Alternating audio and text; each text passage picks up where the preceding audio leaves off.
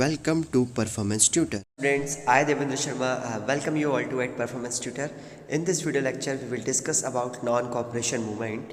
हम non-cooperation movement जो कि वेरी इंपॉर्टेंट टॉपिक है सीबीएसई का, और आप देख सकते हैं कि आपकी स्क्रीन पर कितने सारे क्वेश्चंस नज़र आ रहे हैं जो कि रिपीटेटिव ईयर्स में पूछे गए हैं, और अलग अलग तरीके से इसमें से जो इस पर्टिकुलर टॉपिक से क्वेश्चंस पूछे जाते हैं, और ये सारे ही क्वेश्चंस जो कि आपकी स्क्रीन पर लिखा है इन सभी को ही हम कवर करेंगे इस पर्टिकुलर वीडियो लेक्चर के अंदर।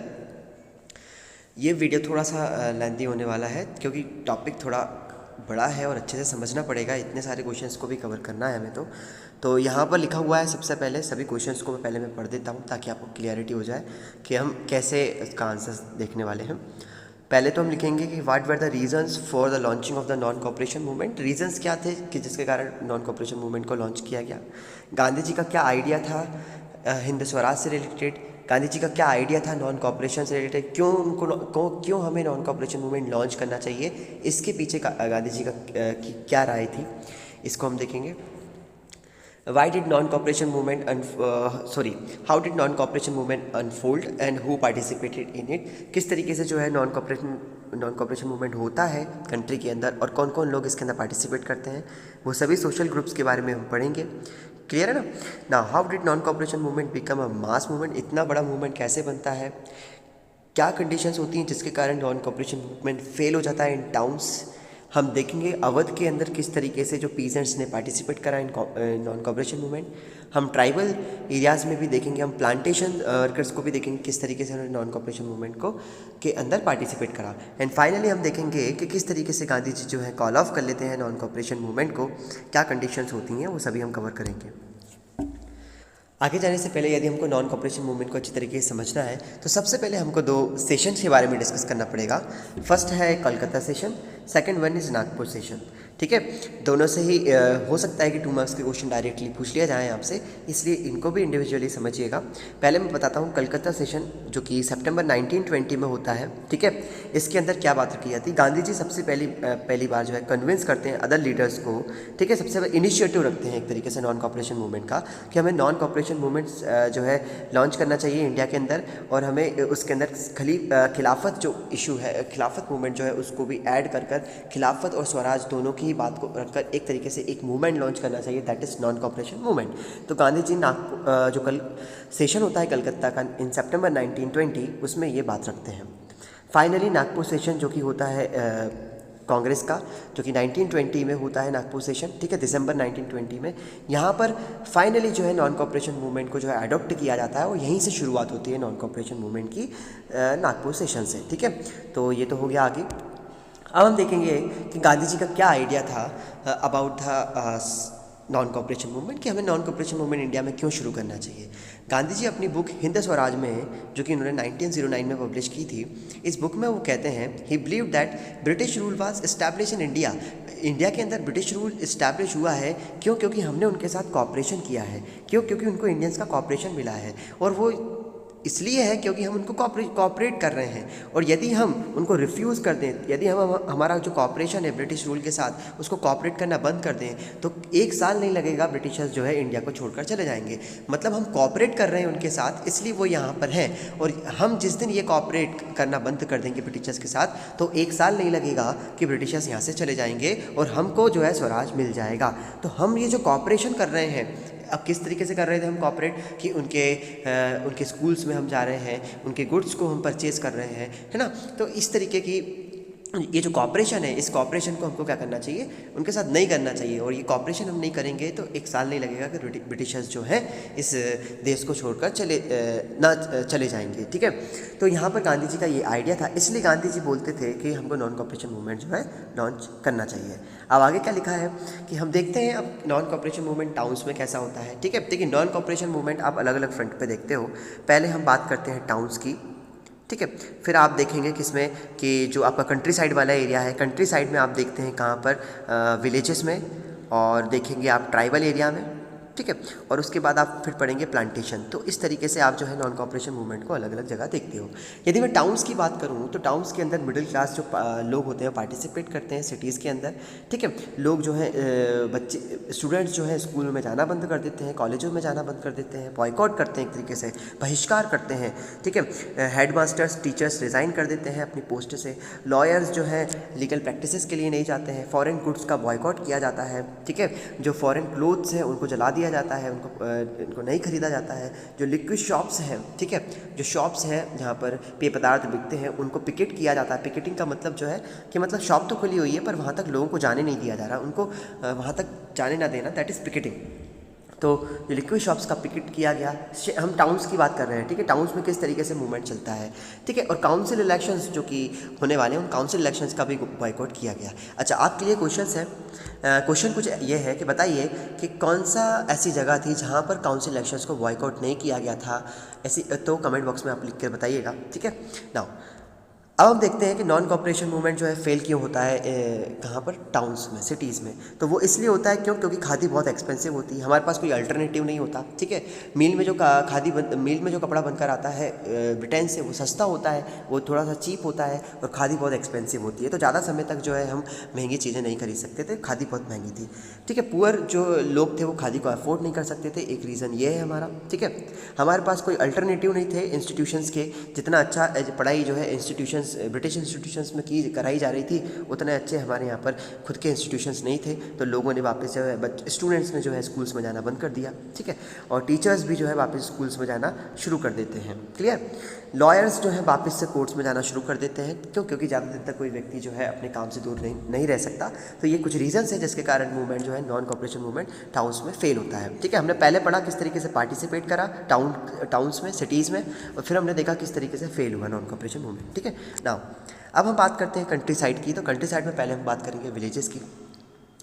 यदि हम बात करें अवध की, ठीक है, तो यहाँ ये तो अवध के हम एरिया को जो है देखने वाले हैं, उत्तर प्रदेश के, ठीक है। तो मूवमेंट जो है अवध के अंदर जो पीजेंट्स होते हैं, जो, ठीक है, जो पीजेंट्स होते हैं उनका जो मेन जो दुश्मन होता है वो होते हैं तालुकदार और लैंडलॉर्ड्स, ठीक है। ये तालुकदार और लैंडलॉर्ड्स के साथ इनकी बहुत बड़ी दुश्मनी थी पीजेंट्स की। ये इसलिए था कि जो पीजेंट्स थे उनके ऊपर बहुत ज़्यादा रेवेन्यू चार्ज किया जाता था। इन तालुकदार और ज़मींदार के जो है ज़्यादा रेवेन्यू चार्ज करते थे, हाई डिमांड मांगते थे रेवेन्यू की। अब होता क्या था, पहले आप सिस्टम समझ लो। देखो, जब हम बात कर रहे हैं पीजेंट्स की, तो यहाँ पर उस व्यक्ति की बात की जा रही है जो व्यक्ति के पास क्या है, ज़मीन नहीं है, ठीक है, लैंड नहीं है खेती करने के लिए। इसलिए ये क्या करते हैं, लैंड को रेंट पर लेते हैं, किराए पर लेते हैं, और वो किराए पर देने वाला कौन होता है, लैंडलॉर्ड, ठीक है। लैंडलॉर्ड ज़मींदार, ठीक है, आप यूँ समझ सकते हैं। उनसे ज़मीन किराए पर ली जाती है और वो जो किराया है बहुत ज़्यादा वसूला जाता है। और ये जो पीजेंट्स होते हैं उस किराए को दे नहीं पाते हैं, क्योंकि फसल अच्छी नहीं हो पाती है, ठीक है, अच्छा वो दाम नहीं मिल पाता है। इसके कारण जो है किराए पर किराया जो है चढ़ता जाता है, और लैंडलॉर्ड्स जो है उनसे ज़मीन छीन लेते हैं। अब ज़मीन छीन लेंगे क्योंकि किराया नहीं दिया, तो अब उसके पास काम करने के लिए कुछ है नहीं। इसलिए ये बहुत बड़ी एक बात थी कि ये जो अमाउंट ऑफ रेवेन्यू था, ठीक है, जो कि पीजेंट से लिया जाता था, ठीक है, तालुकदार और लैंडलॉर्ड्स के द्वारा बहुत ज़्यादा हुआ करता था, ठीक है ना। अब यदि हम बात करें एक फेमस व्यक्ति, ठीक है ना, सन्यासी बाबा रामचंद जो है अवध के अंदर इस नॉन कॉपरेशन मूवमेंट को लीड करते हुए नज़र आते हैं, ठीक है ना। एक और प्रॉब्लम है, ये तो ठीक है, तालुकदार और ज़मींदार लैंडलॉर्ड्स की तो एक प्रॉब्लम हो गई। इसके अलावा एक और प्रॉब्लम यहाँ पर देखने को मिलती है, जो कि ये बेगार, ठीक है। बेगार भी एक इंपॉर्टेंट रीज़न है जिसके कारण नॉन कॉपरेशन मूवमेंट हमको विलेजेस में देखने को मिलता है। बेगारी क्या होता था कि काम तो करवा लिया जाता था पर पैसे नहीं दिया जाता था, ठीक है। काम करवा लेना, पैसा नहीं देना, तो ये अपने आप में ही जो है आपको रीज़न समझ में आ रहा है। तो पीजेंट्स हैड टू डू बेगार and works at landlords farm, जो कि ज़मींदार के यहाँ पर काम करते थे विदाउट एनी पेमेंट, पर पेमेंट नहीं दिया जाता था उनको। The peasant movement demanded reduction of revenue. तो जो मेन डिमांड थी इनके लिए वो क्या थी, रेवेन्यू का रिडक्शन होना चाहिए, मतलब ये जो लैंड रेवेन्यू लगाया जा रहा है इस पर रिडक्शन होना चाहिए, एबोलिशन होना चाहिए बेगार का, ठीक है। और जितने भी ऑपरेसिव पॉलिसीज लैंडलॉर्ड्स के द्वारा यूज़ की जा रही हैं, ठीक है, उन सभी का जो है बहिष्कार करना चाहिए, उन सभी को जो है हटाना चाहिए। अब यदि हम बात करें करें कि ये तो रीजंस हमने समझे। इसके अलावा यदि हम देखें तो क्या किया गया कि मैनी प्लेसेस में जो है नाई धोबी बंद जो है किया गया, ठीक है। नाई और धोबियों ने जो है इन बड़े बड़े ज़मींदारों के यहाँ पर और लैंड ताल्लुकदारों का यहाँ पर जाकर काम करना बंद कर दिया, जिसके कारण काफ़ी प्रॉब्लम हुई। तो इस तरीके से जो है ये इन लोगों ने पार्टिसिपेट करा। ये जो विलेजर्स थे, ये जो पीजेंट्स थे, वो कहीं ना कहीं पार्टिसिपेट कैसे करते हैं नॉन कॉपरेशन मूवमेंट में, नाई धोबी बंद कर मतलब जो नाई धोबी होते हैं वो तो है ही, इसके अलावा जो आपके पीजेंट्स होते हैं, पीजेंट्स जो है वायलेंस करेंगे, ठीक है। अभी हम देखेंगे, जब हम देखेंगे किस तरीके से नॉन कॉपरेशन मूवमेंट जो है कॉल ऑफ कर लिया जाता है, तो वहाँ पर देखेंगे कि पीजेंट्स ने भी वायलेंस किया, ठीक है। तो ये इस तरीके से इन लोगों ने जो है हमको विलेजेस में देखने को मिलता है नॉन कॉपरेशन मूवमेंट। अब हम बात करते हैं ट्राइबल एरिया की। तो हम नॉन कॉपरेशन मूवमेंट को यदि ट्राइबल एरिया में देखें तो वहाँ पर हम गुदेम हिल्स की बात करेंगे आंध्र प्रदेश में। तो यदि हम आंध्र प्रदेश की बात करें, जहाँ पर आप गुदेम हिल्स देखने को मिलती हैं, ठीक है, हिली एरिया है आंध्र प्रदेश का।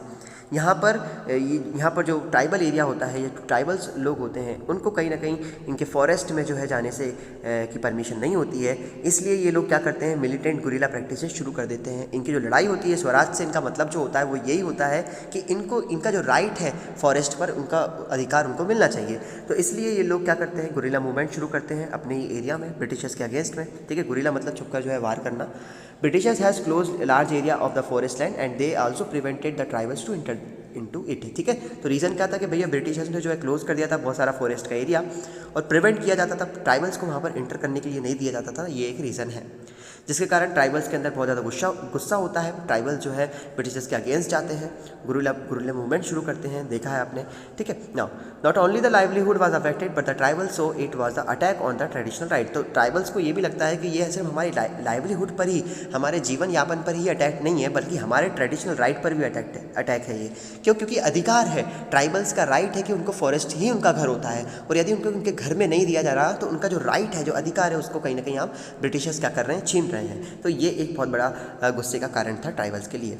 इसलिए ट्राइबल्स भी जो है ज्वाइन करते हैं नॉन कॉपरेशन मूवमेंट। यहाँ पर जो सबसे फेमस जो व्यक्ति निकल कर आता है, दैट इज़ अलूरी सीताराम राजू, जिसके लिए हम एक सेपरेट लेक्चर लेकर आएंगे जहाँ पर हम उनके बारे में पूरा डिस्कस करेंगे, ठीक है ना।